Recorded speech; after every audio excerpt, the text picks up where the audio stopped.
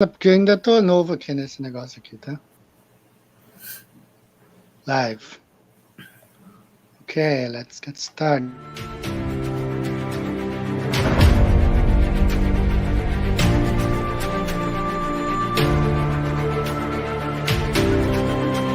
There was a documentary just put out yesterday, a good one, by the way, people should check out, called Flatten the Curve, by a bunch of pilots and military people. That's our term. That's our flat Earth term.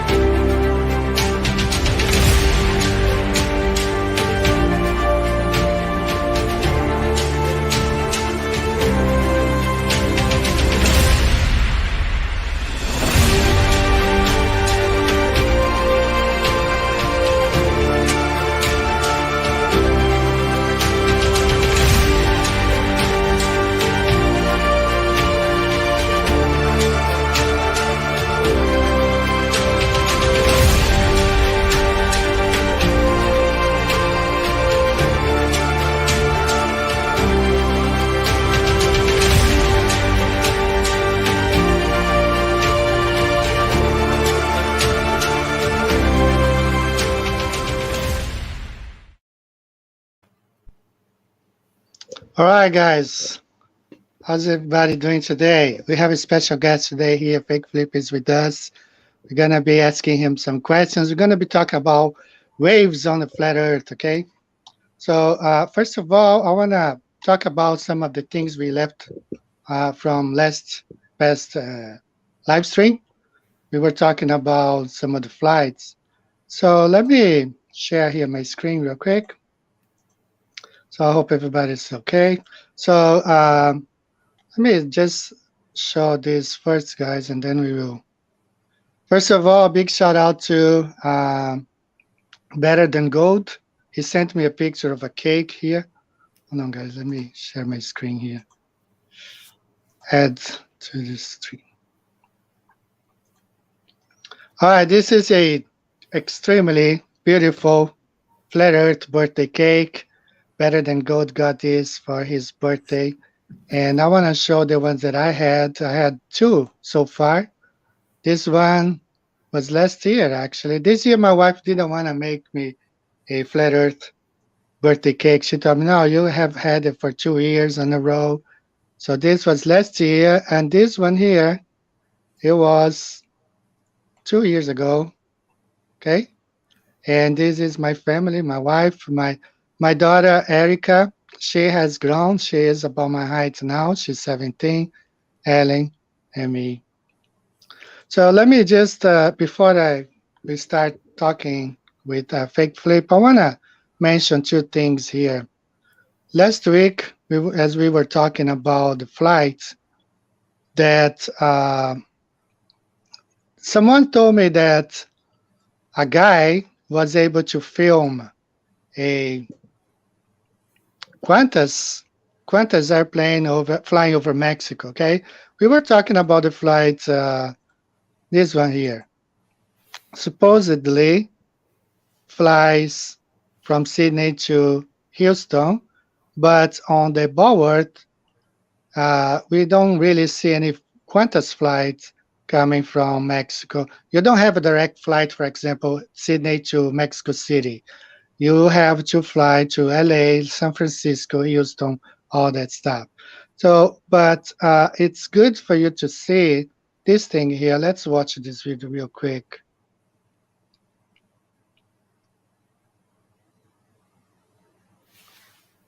I think it's on mute.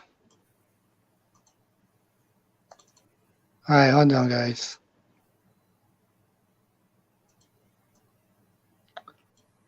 Don't know if you guys can hear. But these planes, they are all taxed. Some of them are here in Mojave Desert, okay? You have dozens and dozens of Qantas airplanes,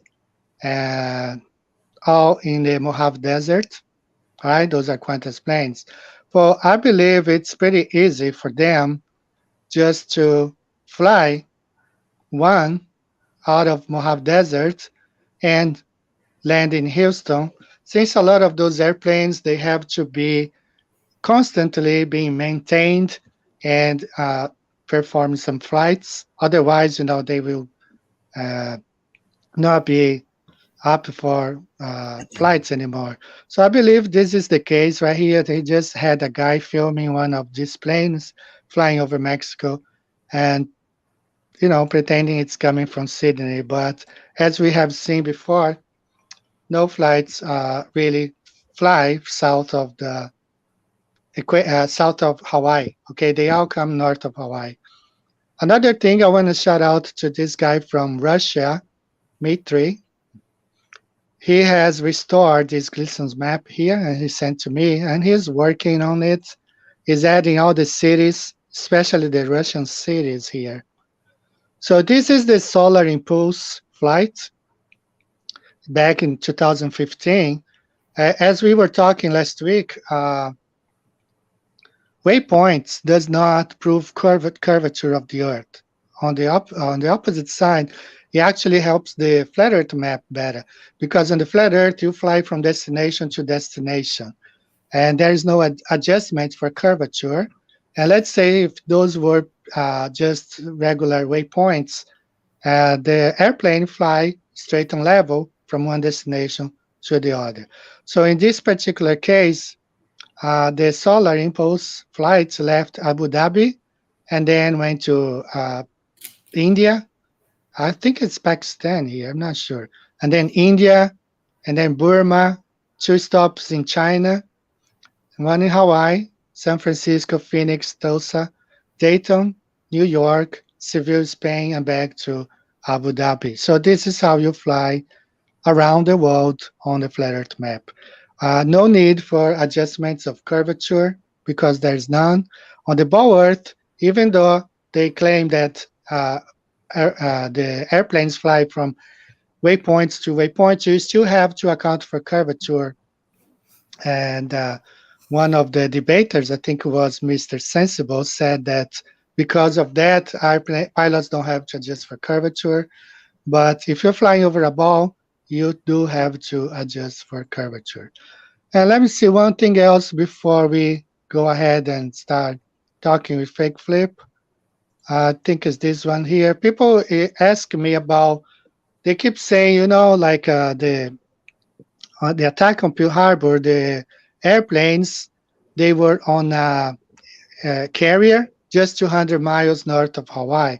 But what I mean is that most of school books here in Japan, this one, in this case here, French school books, or even on the globe, they illustrate the attacks coming from Japan because it means the war was against Japan against the US, and originally all the carriers and the airplanes came from Japan.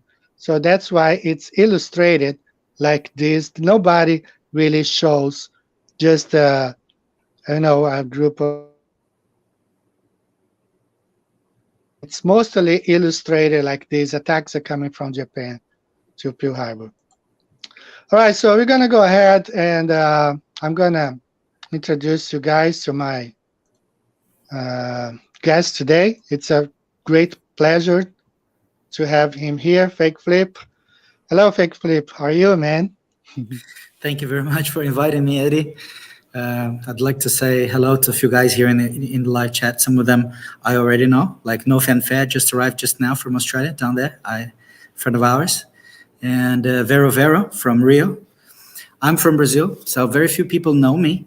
But since you're introducing me now, I think I'll be I'll be known outside Brazil as well. And you're gonna be a constant guest here as much as you want to be on our show. So guys, I want to start introducing you a little bit more about Fake Flip. I told you guys a couple of videos ago. He has first time I heard about him, I was in Tokyo driving with Mauricio, a friend of mine, and I was actually listening to Fake Flip on a live stream. And then Mauricio started telling me that he went to a debate with 4 physics professors. five physics professor. So I want him to start the show telling us this story, because when I heard, I said, well, I gotta bring this guy and introduce to my subscribers. So, Fake Flip, you have the word now. Please take over and tell us a little bit about this story about you, okay? Okay. Well, actually, I was at the time I was not known at all. I was just a guy in the comment section, just a guy an anonymous flat earther.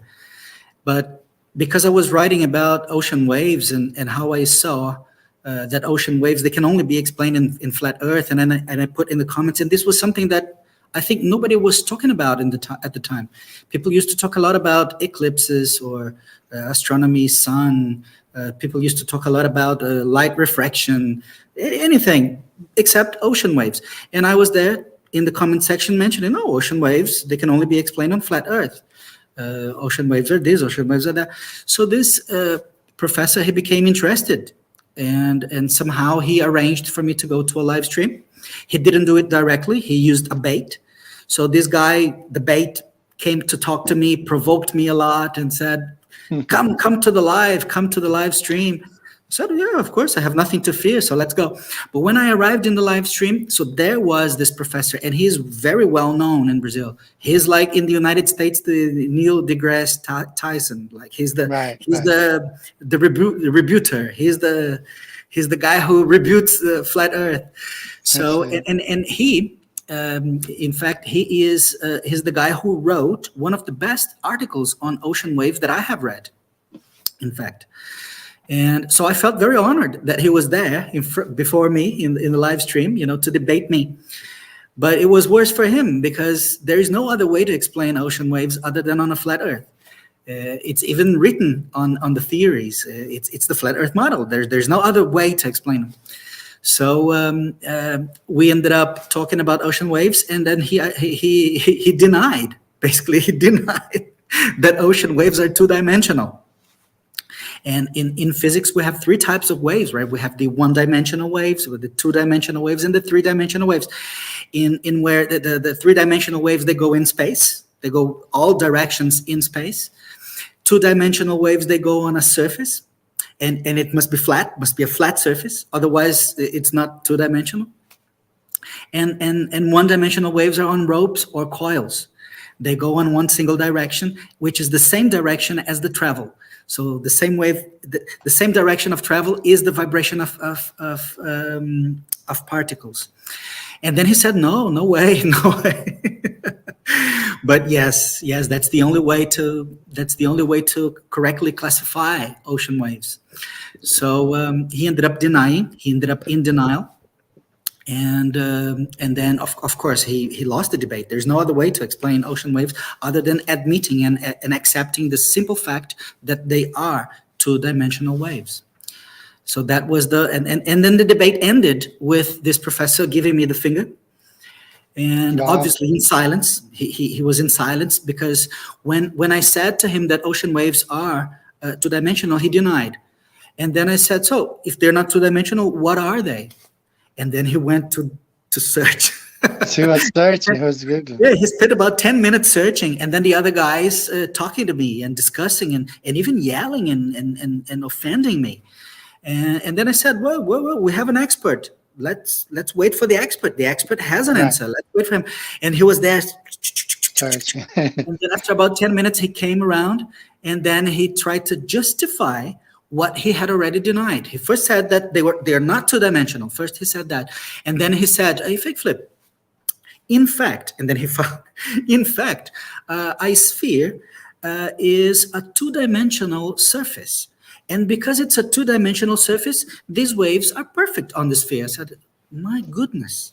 I said, look, 10 minutes ago, you said they're not two-dimensional. Now you're trying to justify them on a sphere. Okay. So are they or not two-dimensional? I mean, the guy got into a crazy denial, and then he ended up giving me the finger, and the debate ended in about 30 minutes. And then I became known because he didn't publish the debate. They had promised that they would make fun of me. They promised that I would be ridiculed everywhere and blah blah blah, and then they didn't publish it. I see. So that's how I was. Let's say that's how I rose. Let's say. Okay. I wrote to a few flat Earth channels and explained what happened. And one of them said, no, let's expose the situation right away. And then I became known, and then I started speaking just as I'm telling right now here in your channel.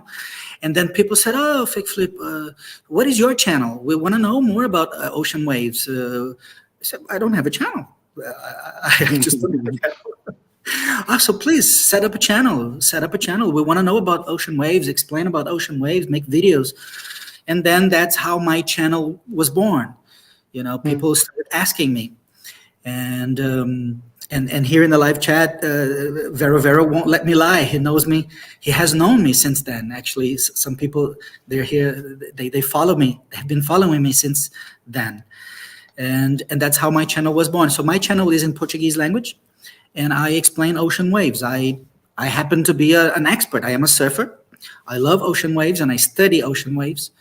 And ocean waves can only be explained. They can only be explained on a flat Earth because they're two-dimensional. First of all, that's a hard fact. They're two-dimensional.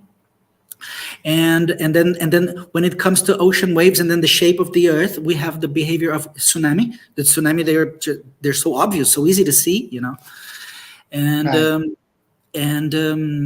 And also in ocean waves, there's the globe model. The globe model, they had to come up with waves, waves that are not real, like a unicorn. They came up with unicorns. And because I study waves, I know the unicorns that are used to explain the globe.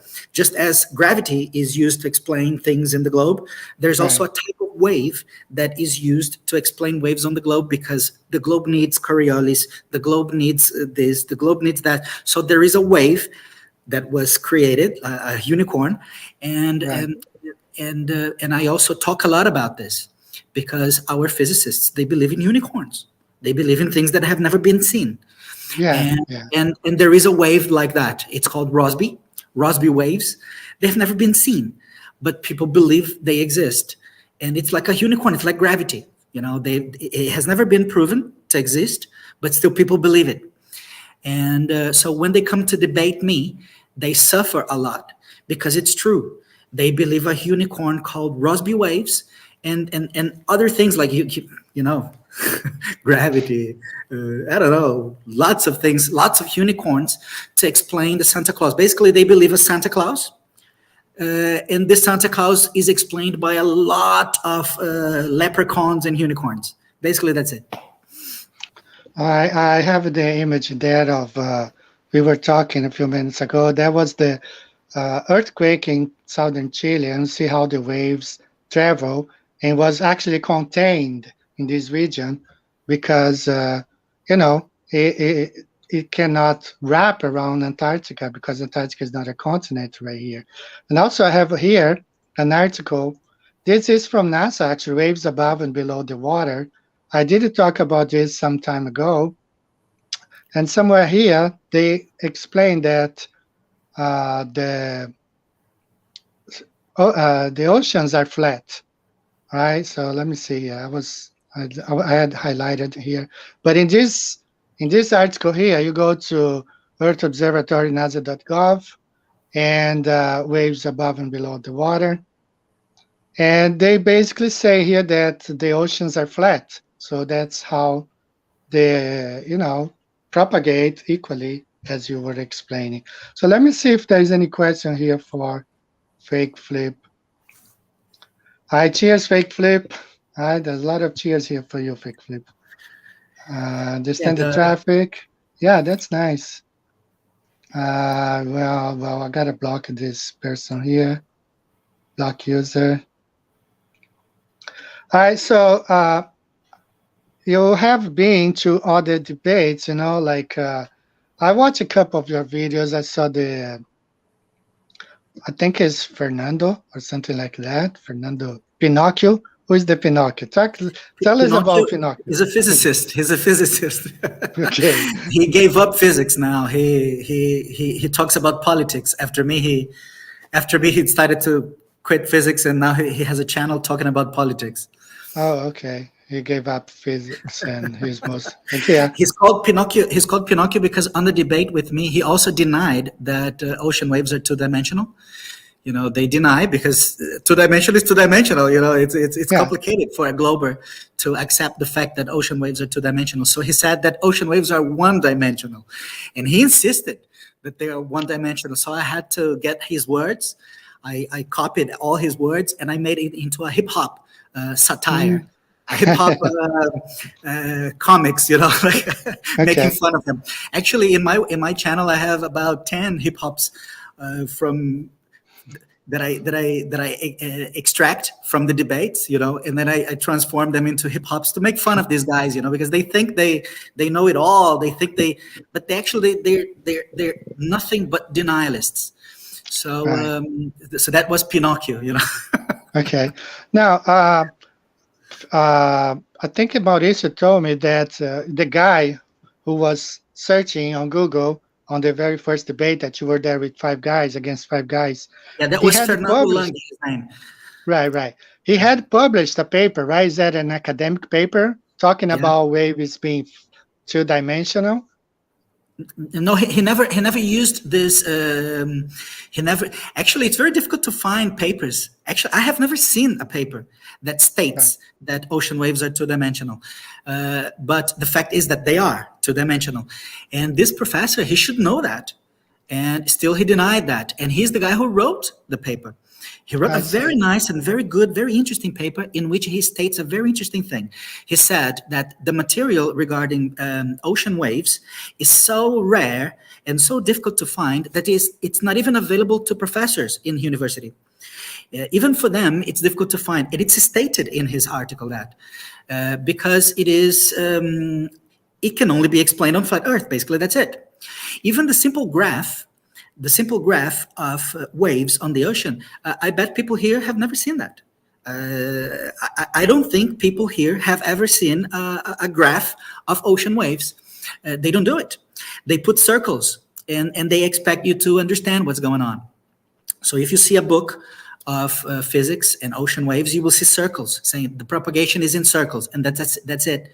They don't put on a graph, because if you put on a graph, the result will be an axis, X and Y axis, and the propagation is done on the X, so basically horizontally, and the oscillations are done on the Y, so they oscillate on the Y and travel on the X straight. Right. That's how the graph is, but it's just a taboo. You don't find it in any material. But this professor, he put it on his article.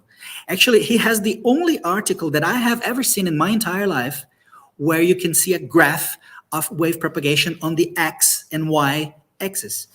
And that's how the waves behave. They behave on a straight line, really. They travel on a straight line. And it's even written on the Bible. The Bible says that too. In Isaiah 48:18. 48:18 talks about how straight waves are. They travel on a straight line. Let me see Ocean waves. Isaiah 48. Isaiah 48 talks about ocean waves, and it's a synonym for righteousness and straightness and correctness. 48:18 Isaiah. Okay, let me see here. Bible Gateway. Is it the whole chapter or this is specific? No, just 48:18. 18. Okay, so all that thou hadst hearkened to my commands, that had thy peace been as a river, thy righteousness as the waves of the sea. Yeah. Interesting. Yep. Okay. So basically, God sees the waves as something right, correct, and straight, as something fair and just. So righteousness is a synonym to justice, and that's what waves are. You cannot lie to waves. So when they came to debate waves with me, it's the end of line. They have to go into denial. There's no other way. Waves can only be explained on flat Earth. There is no other way. So because you cannot even the how do you say the mathematicians, physicists,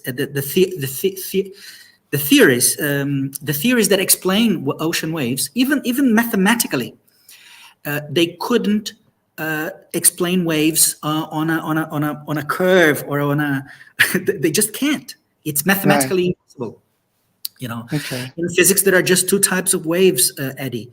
They can either they can be longitudinal or they can be transverse. So longitudinal are waves that vibrate in the same line as in the same direction of travel, like a coil, like sound. Sound is like that. Sound is like a coil. It can be three-dimensional, but it's like a coil. So basically, it's a longitudinal wave. Or waves can be transverse. So transverse means that they vibrate perpendicularly as the direction of travel. So they vibrate like this, but they travel like that. They vibrate like this, but they travel like that. So there are only two types of waves. There is no wave in physics that travels on a curve. Even though these waves do exist, physics cannot explain them. So everybody has seen waves on a balloon or on a hood of a car, like a Beetle. A Volkswagen Beetle has a hood, that is a curve. You can bang on the hood and there will be vibrations there. But those waves, they cannot be deemed either longitudinal or transverse. They have sections then. They use the word sections. It's a transverse section, a longitudinal section. But the wave itself is not either longitudinal or transverse. So in physics, there are only two types of waves. So when it comes to ocean waves, they're correct. They're straight, really. And there's no other way because it's so visible. They're so empiric. You can easily dive into water and observe them. You can easily reproduce them into a lab. It's very easy to see how the particles move, and the particles do move in circles. And that's why I said initially that many textbooks mention graphs in circles. That's how they do. They put circles. They don't put the X and Y so that people can see visibly how the particles oscillate. But actually they do circles. Because ocean waves, they are two-dimensional and they are mixed. So in physics, we have longitudinal waves and transverse waves, but ocean waves are both. They're mixed. So they are at the same time longitudinal and at the same time transverse. So the particles, they don't oscillate only transverse or longitudinal. They do both. So they go up, but they also go forth. Then they go down, and then they also go back. So they do circles, really, the particles. It's very similar. It's very similar to the atmosphere. It's very active. The oceans are very active. Probably. Yeah, it is. It is like we were talking about submarines. So submarines, just like the airplane, has to be constantly adjusting its position because the winds throw the airplane either left or right, to the west or east, or up and down. Constantly you have to be. The autopilot has to be correcting all the time, not because of Earth is spinning, but because of the winds. The same thing the oceans. The submarines gets pushed down, sometimes pushed up, because it's constant. The activity of the ocean is constant, right? You know better than me because you are a surfer. I'm gonna show you. Actually, you've got on the screen right now, Eddie. You can share it right now with people. Okay. The particles moving in waves. That's how particles move. I don't know. Have you got it on the screen already? Yeah, you got it, right? I think so. Yes. There you go. So basically, this is you can see here two black dots.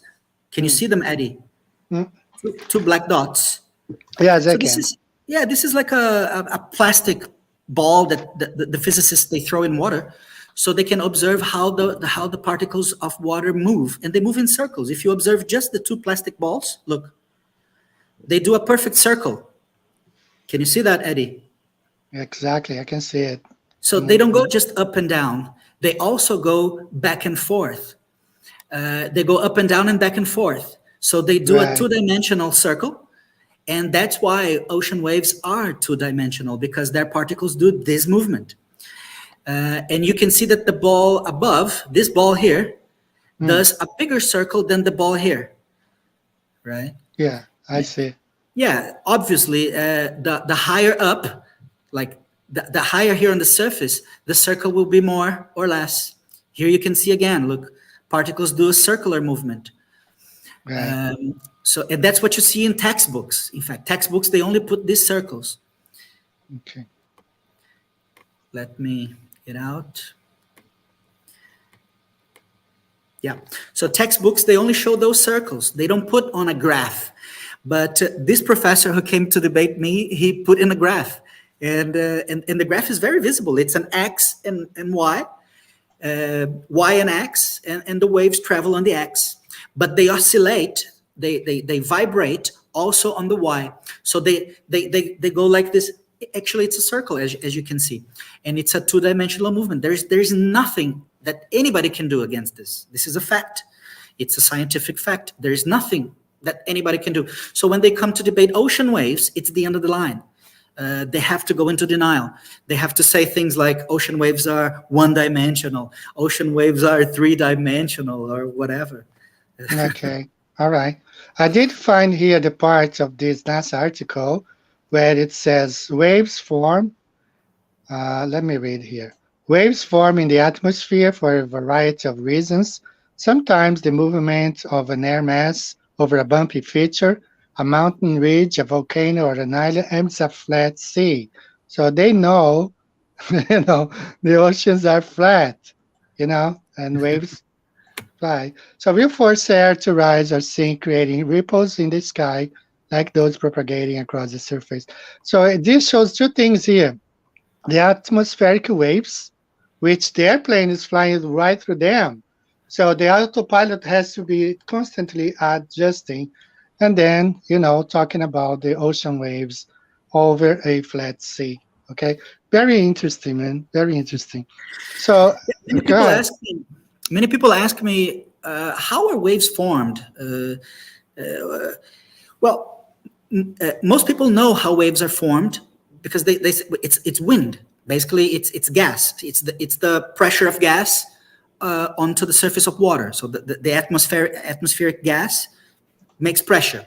That's the wind. Right. Wind definitely makes waves.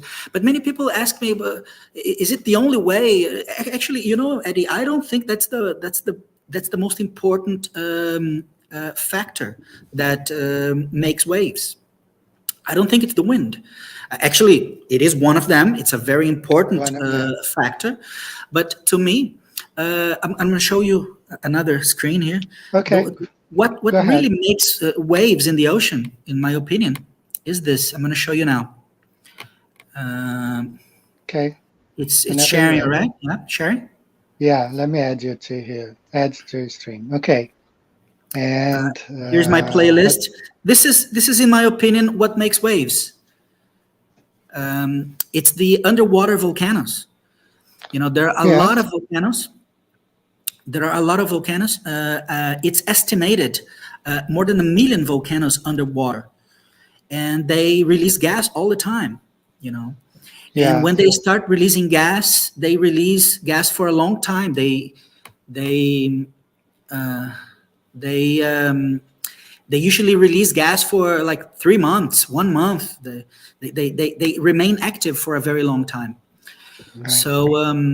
So this is, and actually you can see this. Let me see if I can go back here. Actually, I have somewhere here. Look, in this video, you can see volcanoes. Look at this. Look at this. This is a real volcano in the water. Look, so it happened, and they produce waves on the surface, and these waves, even though it's a very deep area, and because it's deep, you don't see the waves. You only see the waves in the shallow areas. You only see waves when they come to break in the coast, but actually it's a wave. It's making waves in the water, and sometimes they make big waves, like in this case. Yeah, you will see an image now following. So these gases, they produce a lot of waves, and they can explain wave behavior a lot, because we sometimes get waves in one country, like Japan, for example, where you live, And then at the same time, we get the same waves, same size, same frequency. Look at this one. Look, this is a very big one. Look. And for example, in Fiji. So sometimes we get in Fiji the same waves that you get in Japan. Same frequency, same sizes, same everything. So basically they are formed by an epicenter like this, you know. They are formed somewhere in between both places. And the waves, they travel in circles. They hit in one side, they hit Fiji. And then to the other side, they hit Japan. But they hit with the same intensity and the same frequency and the same size. So in my opinion, this is the most important, and I'm back now. Yes, I'm back. You're back. This is, in my opinion, the most important factor that really forms waves in the ocean. More than wind, it's the gases that come from underneath, not the gases that come from above. Obviously, both. Even boats, even whales jumping, even anything, even human beings make waves. But in my opinion, this is how waves are formed in the ocean. All right, that's great. You know, as I was telling you about submarines, when they sometimes there have been cases of submarines that were lost under the sea, sunk, because the waves pushed them down, and they were not able to go back where they, you know, the height they were. A couple of incidents happened before. All right, so tell me about your journey to Flat Earth. How did it all start? Well, I said in the beginning, it started with this debate. You know, I was a guy totally unknown. I was no, but you were not a Flat Earther before. I was not a Flat Earther. I'm a fresh Flat Earther. Basically, I found Flat Earth in the beginning of the pandemics. You know, it was around February of 2020 when I found I had more free time. You know, a lot of people. I don't live in Brazil. I am Brazilian, but I live in the UK. So here we like almost 100% of the people, they were put into something called furlough. Basically, we were paid to stay home. So the government paid our salaries, like almost everybody, except those people working for hospitals or, you know, police. Right. But people who had like regular jobs, they were sent home to stay home, and the government paid their salaries somehow. So basically, I had free time, and because I had free time, I started watching videos, and then boom, Flat Earth. Somebody is saying, "Well, the Earth is flat." I said, "Of course, obviously." It couldn't be more obvious. Obviously, of course, it's flat. I thought, for me, it was really easy to accept because I am awake, you know. So all I needed was somebody to tell me, you know, boom, of course it's flat. And then immediately I thought, of course, the waves are two-dimensional, right? You know, that for me it was very easy. So it was not very long after that that the professor saw my.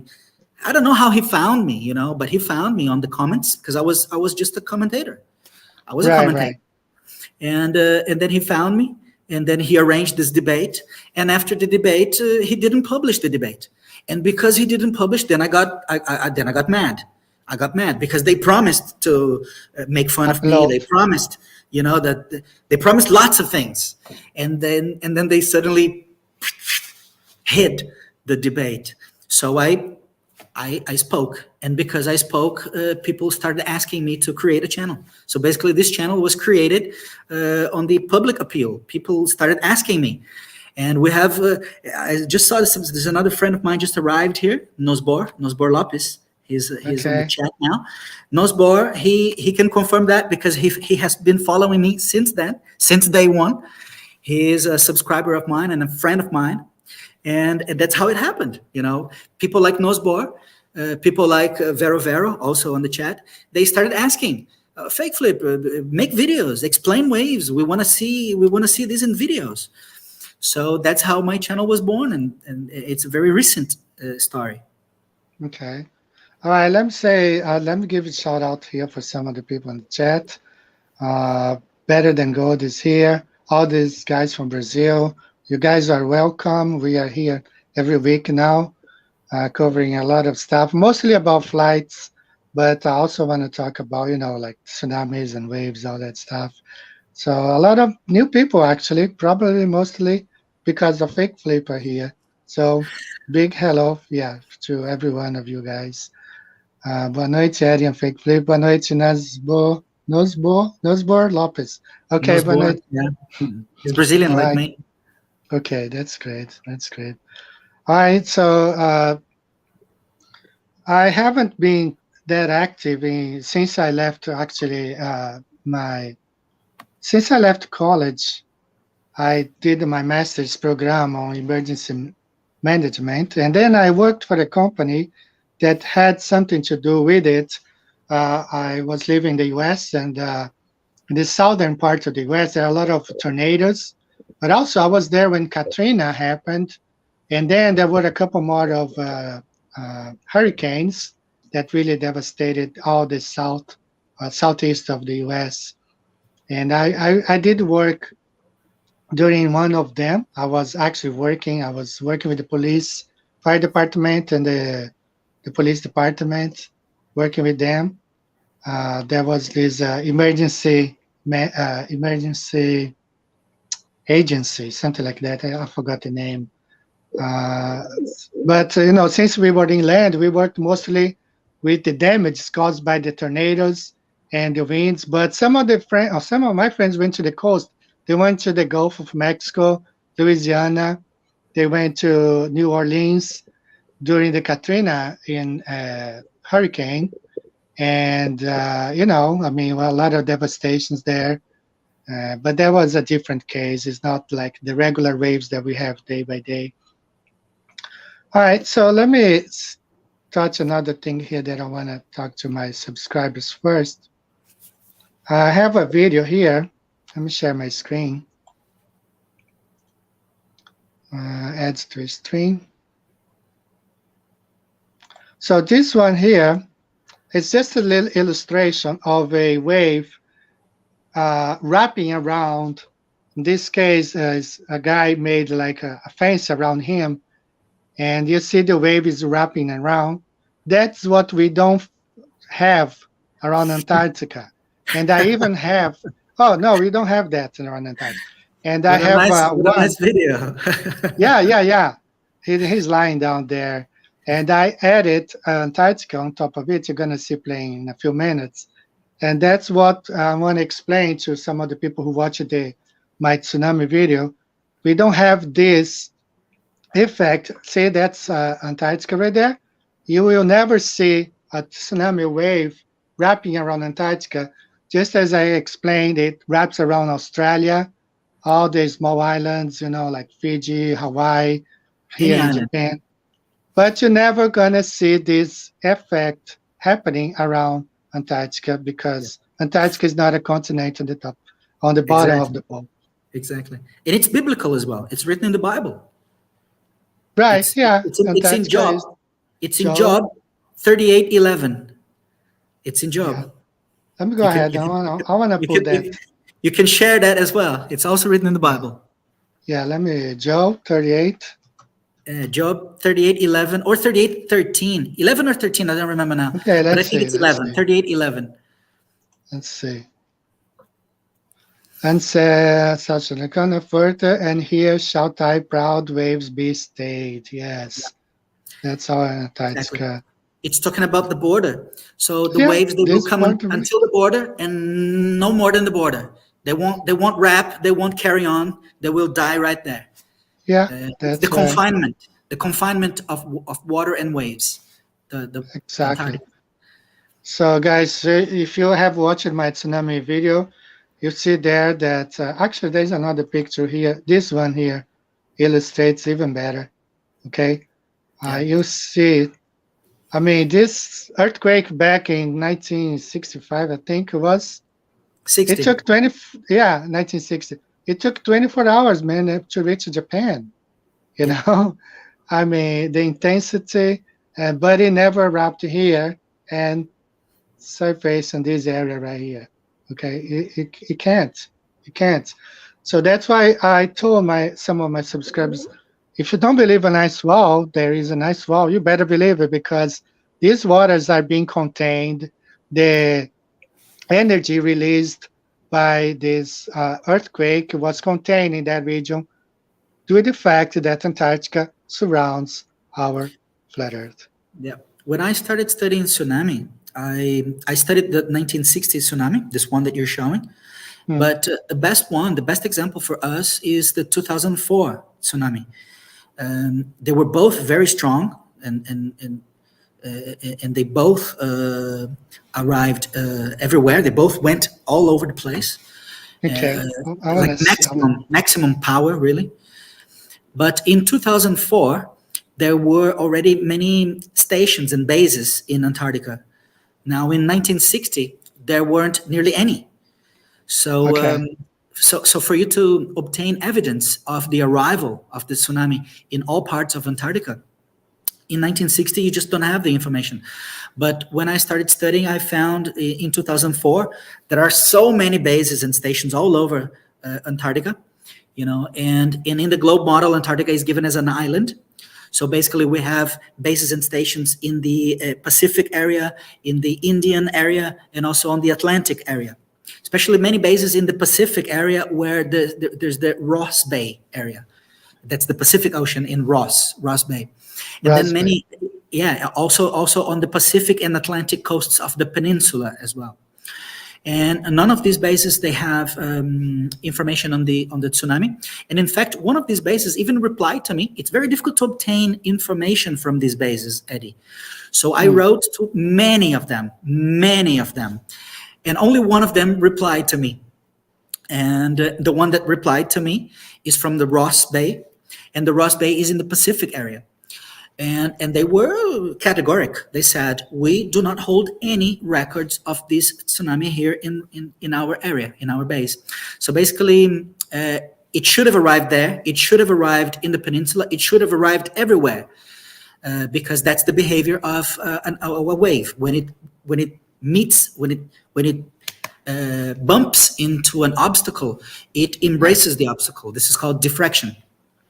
It happens. It's a phenomenon that happens to all waves, not just water waves, but to all waves. So it has to diffract and embrace, hug, or as you said, wrap the obstacle. Yeah. And it has to destroy even on the other side. For example, the 2004 tsunami in Australia hit mainly the west coast of Australia. And we have No Fanfare here. He's from Australia, so he probably remembers that. It hit the region of Perth, the region of the west coast first, because the tsunami happened in your map there. It was in Sumatra. The epicenter was in Sumatra. So it hit first the west coast. That area there, Fremantle, Perth, that area was hit first. But we have clear evidence of this tsunami destroying and breaking things and causing damage, even in Sydney. Wow, so that meant it wrapped around here. Yeah, even in Sydney, it arrived. And I'm pretty sure that No Fanfare can confirm where he lives. He lives in Coffs Harbour. In Coffs Harbour is not very far away from Sydney. It must have arrived in Coffs Harbour too. But the same doesn't happen in Antarctica, So if it hit the Indian Ocean, and this is the Indian Ocean, what you're showing now is the Indian Ocean. So it hit Casey, it hit Mawson, it hit all those stations in that area. Showa, these stations, they have records of this tsunami. But the stations in, for example, McMurdo, that's Ross Bay. That's the Ross Bay. That's the Pacific Ocean. It didn't arrive there. There's nothing. And in fact, one of the bases there, not McMurdo, but another one, replied to me, and they said, we don't have any records whatsoever of this tsunami here. So it doesn't arrive there. It doesn't arrive in anywhere, in fact. So it is a hard fact. Earth is really flat. It's a hard fact. People have to start dealing with facts and accepting facts. It's a hard fact. Earth is flat. God created Earth with a firmament on top, and we are dwelling inside as creatures of God. And people have to start accepting this. It's the fact. Basically, that's it, Banjo. Yeah. I think Ross station is right here. The reason I did not highlight line, so I think, well, I'm going to just leave McMurdo here.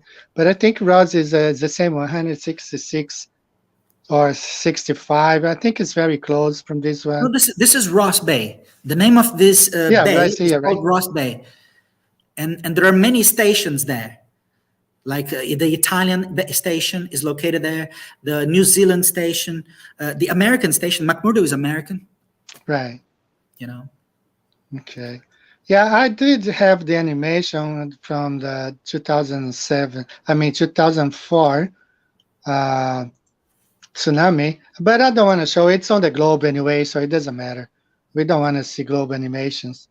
Let's just, But yeah. according to NOAA, Hmm. NOAA is the NOAA. Right, NOAA North is Oceanic Atmospheric Administration. Yeah, exactly. So according to these guys, and they're like NASA, they're like the yeah, NASA of yeah. the oceans. Right, So according to them, the tsunami wrapped around, embraced, destroyed everything. In fact, according to NOAA, they have a simulator. All right, anybody can download the simulator and run the simulator. It takes about 30 minutes to run. It's very slow, and it shows the waves just as you showed in your video on the surf there, the guy by the beach. Very similar to right. that. It shows wrapping around Antarctica, and they also have written information. They have lots of articles talking about the tsunami happening in the Drake Passage. They have articles also. They have written documents, and they state clearly that the tsunami arrived at the Drake Passage. They say that, but the bases don't confirm. So we have a clear situation here that we have government agencies lying openly to humankind, to humanity. NASA is one of them, and NOAA is another one. Because NOAA said that they arrived at the Drake Passage. They showed the simulator. Actually, they said that in one of these stations in the Ross area, they said that in the Ross area, the waves arrived with 2 meters. They said. Wow. in one of their documents, but the Okay. stations there don't even have any records of that. So I see. someone is lying, Yeah, Benji. yeah, Eddie, someone is lying, and yeah. obviously it's not the stations, it's not the researchers, it's not the scientists there, but the government. The government Yeah, is lying. yeah, of course, they have an agenda. The globe is it's like a political system. They have an agenda. They have to defend. They have to create proofs. They have to create out of thin air, just like they, claim gravity or whatever. So I understand. I understand that. I was watching a video yesterday. Someone sent me of this U-2 airplane flying at, I don't know, really, really high, 70,000 feet. And flat, the whole time flat, flat, flat. And then the pilot said, oh, I can see the curvature of the earth. So, of course, he's a government. He has to lie to the people, And there are extreme consequences if they actually tell, what they see. All right, let me go back here to the chat and see if there's any question. All right, guys, if you have any questions specific for Fake Flip, please write it down. Let me go over some of the comments here. There's a whole bunch. Someone is asking my name. My name is Raphael, but I'm known as Fake Flip. If people say Raphael, I don't even hear. It's Fake Flip. Yeah, I don't even recognize my own name. That's right. Like Witsit, that Witsit's a guy. Witsit gets it. I learned his name was Austin. Much later. Yeah. I'd like to give a big shout out to my brother Dog X, Dog Shis. He's in the web chat as well. He's a friend of ours, Brazilian as well. Okay, I don't know how many people are watching us. Last week, actually, I had a lot. I had 180 people watching. I was like, wow, this is a lot of people. I don't know today because there are 4 live streams going on right now. RV Truth is having his, Drika is having his, and somebody else is having a live stream at this moment. So, yeah. When it comes to a live stream like this, and then people are caught by surprise by a topic that they probably never even heard being discussed in Flat Earth, people don't come up with questions. You say, oh, any questions, but people don't come Right. up with questions. So Yeah. I will come up with a few questions that have been asked me. People have asked Okay. me questions, so I think that could be interesting to people here. Okay. One of them is, for example, if you go back to that map, to the flat Earth map, Eddie.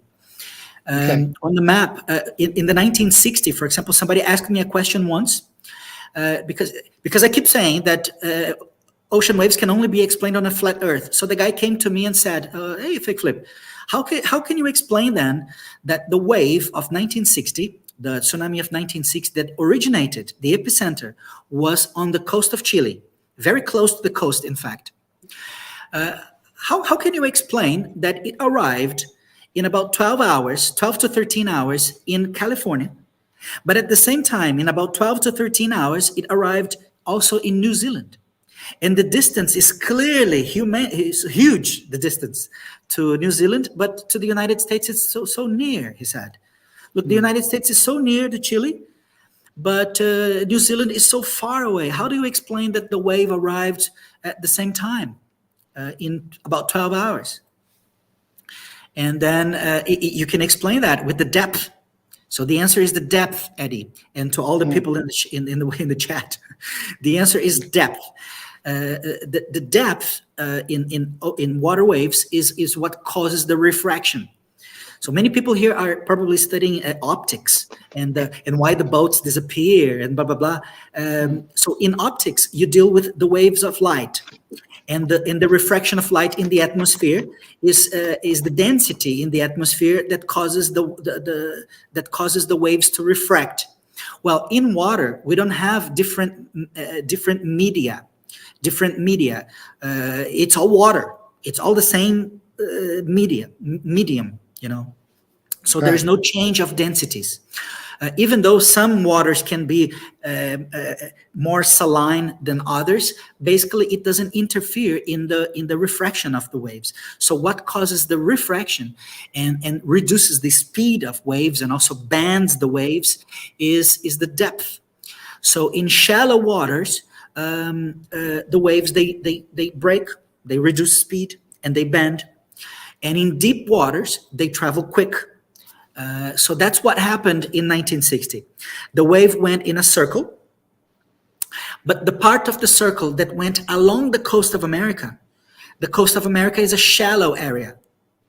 So for the wave went refracting, reducing speed and breaking, and bending, and also reducing power. Those regions, they were actually not very much affected. Few people died. There was very little destruction in America, Central America, South America, except Chile. Chile was very well destroyed, but the other places not. That's because of refraction. So wave traveled along the continent, and it's a shallow area. But when the same wave traveled to the other side of the ocean, that area is deep, very deep. And then because of depth, the wave traveled quickly and arrived there in New Zealand and in Australia pretty quickly, at the same time as it hit the United States in about 12 to 13 hours. So this is an interesting question that was once asked, and since people, they were caught by surprise, and now my friend Edu, a Chave da Ciência, also in the house. Big shout out to him. So people have asked me these questions, Eddie, and so I thought that was an interesting one to answer. Yeah, it is. Excellent. Let me see here if we have anything else here on the chat. All right, so very interesting. I plan to bring you back here one more time, and actually, whenever you are online, if you want to join us. But next week, I plan to bring the guy behind the documentary. I don't know if you watch it, Heliosorcery. No, I haven't. Okay, it's a really, really good documentary. It's a Bible, not really biblical, but he exposes the Jesuits as the architects of all the heliocentric model. So we've been friends for several years, I think 3 years.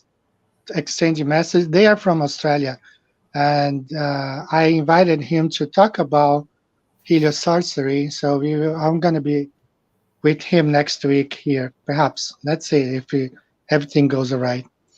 Let me bring some other stuff here. So some people were asking me, why can't they super chat me? See, I can't monetize. YouTube, these are the messages they sent me, that my flat earth content, my channel is flat earth only. I don't talk about anything else but flat earth. And see here, content that focuses on controversial issues and that is harmful to viewers. So yeah, I mean, they will not let me monetize my channel. I cannot have super chat here. So there's no other way, guys. I mean, they won't allow me because I talk about flat earth.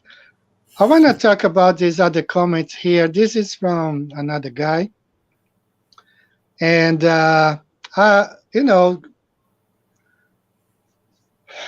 know how they say there's no up and down on Earth? Like up is everywhere, down is in the center of the Earth. So I asked this guy on BitChute about how about space? And he said north is the direction the sun is traveling. So in his opinion, I don't know how they come up with that, because there's no north and south in space, right? But he said that the direction where the sun is traveling towards the north. So how can you figure out north or south in space? I don't think there's a way. I don't know. Have you heard anything about this? No, but it does make sense. I think it makes sense that the sun travels north, because the north is the center of the east and west. So east and west is a circle around the north. Right. So yeah, east and west is a circle around the north. So since the sun is going west, there will be a moment that the sun will be at 180 degrees from where you are. Right. So if I'm here and the sun will move in front of me, there will be a moment that it will be in Japan where you are now, and it will be 180 degrees from my position. So basically, Right. It will be behind the north. It will be behind the north. So it makes sense. It does make sense. No. But this guy is talking about in the heliocentric model. So in the heliocentric model, he's saying that in space, there is a north in space. How can you figure out north in space in the heliocentric model? No. I mean, it makes north no is sense. given by the compass. Right, exactly. So north is given in relation to Earth. One place on Earth has the north, which is the magnetic area. Right. Okay. So, but this guy was talking about space, that sun is traveling towards the north in space. I mean, it makes no sense. Another comment here that I saved is this one here. So this guy was we were talking about flight trackers like Flight Radar 24 or Flight Aware. So he sent me this a couple of days ago. Flight tracker sites are fake. In 2014, my flight from Dubai to Ukraine was canceled right at boarding. We all got off plane and sat in waiting room. But on Flight Radar 24, I saw my flight leave Dubai and head to Ukraine. Astonished, I watched my plane arrive in Ukraine. Yeah, plane was sitting at terminal gate in Dubai. My girlfriend was also tracking my flight and waited in Ukraine. No plane arrived. She was also astonished. That glitch revealed fake tracking of planes. Transponders are more fake tech, which probably don't even work. Flight paths are logged into computers, which project planes' progress onto little CGI maps. In real world, actual plane could go to Bongo Bongo and nobody would know. Yeah, that's what I'm saying. Like when we talk about emergency landings, that's the only time that you really know where the plane is. That's the only time, Like this flight I talked about a couple of weeks ago, going from Hong Kong to London. So the the tracker, has this flight coming south of Russia over Turkey, all that region. But that plane was flying over Russia the whole time, So you never know unless we have an emergency landing where these airplanes really are. And another comment here that I saved for this for today. And this one here. You cannot gain momentum without additional force. If that force is the atmosphere, one, what evidence is there that small gas particles can force an airplane along the same path of rotation? And two, what difference is there to be taken into account at various altitudes? Because at 15,000 feet, the density of air is 4 times or 400 times greater than at 40,000 feet. Thus, each airplane would be affected differently and thus would take different flight path. If that's not the case, then Earth is not spinning. Okay, so I mean, some people leaving those comments here, I find it interesting, and I There are want some to. interesting questions on your chat. There's somebody asking how many people are waking up to the reality of flat Earth. Well, Brazil, Banjo, Eddie, you're Brazilian, so you probably know that Brazil has millions of flat earthers. And there Yes, was once, yes. there was, I think in 2017 or 2000, I don't know, 17, 18, there was actually a research done by an institute of research. And they came up with the number of 11 million Brazilians would be flat earthers back then. I don't know if you knew that, Yeah, Eddie. yeah, I remember because it was published in English also. I think several newspapers. Yeah. But that was back then. So if we go today, if we do the same research today, it was probably more than that. I was watching the other day a show on television. I'd like to give shout out to my brother, to my friend Humberto Alves, also on the web chat here, friend of mine, Humberto. So I was watching a show on Brazilian TV the other day, and the guy, he doesn't believe flat Earth, and he was joking around, and then he said, "Let me ask my people here, my employees." Then he asked the cameraman, he asked the guy there, and two of them were flat earthers. I said, "No, I can't. Let's go to the let's see the audience. Let's make a poll, and then people would call in and say what they believed, and then it was ridiculous. It was like 60% of his public towards, again, more than half of his public were flat earthers, and so it reflects the truth. Yeah, People are waking up, especially in Brazil. I think Brazil is really the land of the awake. We have the political movement of people waking up, politically speaking, in Brazil. We have a president that is just an incredible person as well, and so there is an awakening in Brazil. So it's no wonder why Brazil has so many flat earthers. right. So I see Vera Banjo. I worked for 16 years in an airline called Varig here in Brazil. And when we went to the cockpits, the windows weren't domed like the passenger windows, and we saw the flattened land. So I just uploaded a video to another backup channel. This guy, Alex Pilot, he used to upload a lot of good videos and showing the flat land that we are. Let me see, Banjo work. Let me see this. What do you think of the NASA Artemis 1 launch? Let me show this comment here. Banjo, what do you think of the NASA Artemis 1 launch? This is an unmanned launch and their tests for the manned mission back to the moon, which will be Artemis 2. We know Apollo was fake, so it's kind. So where are the stars? I keep asking that Brian Myers, the guy who debated with Sid, where are the stars? I mean, they've been flying for 6 days in space, they're showing live, but we can't see a single star. So it's probably a Hollywood, movie set somewhere in California where they are showing. And all those models, I've seen before, they use props, props. I mean, it's all a film. All right, guys, we are getting close to finishing our live stream today. I'm trying to keep it 75 minutes short, so we got 5 more minutes to go. If you guys would like to ask any more questions to Fake Flip, if you want to add anything else, like your last words. Um, well, I always say that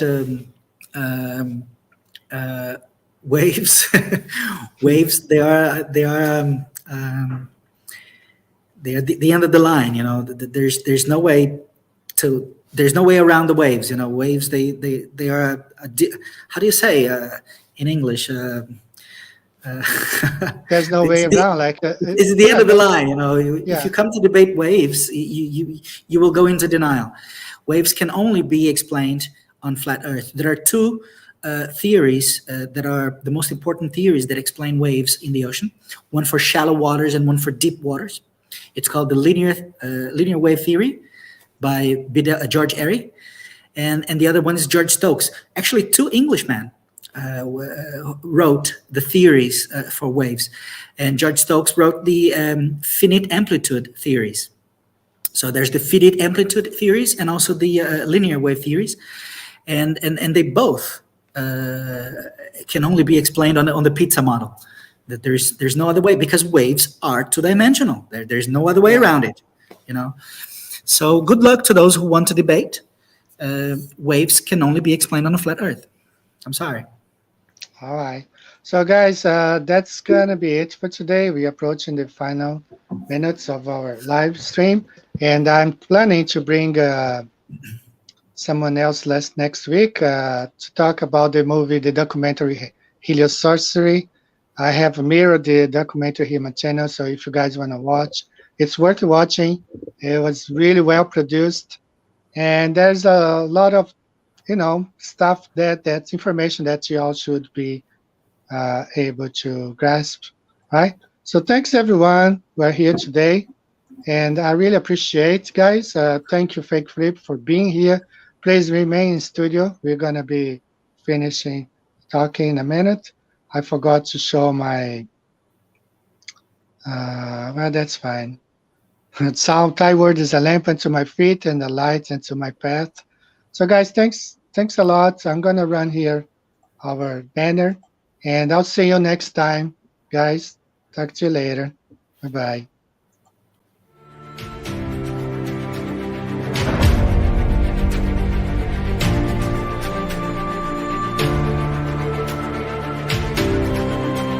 There was a documentary just put out yesterday, a good one, by the way, people should check out, called Flatten the Curve, by a bunch of pilots and military people.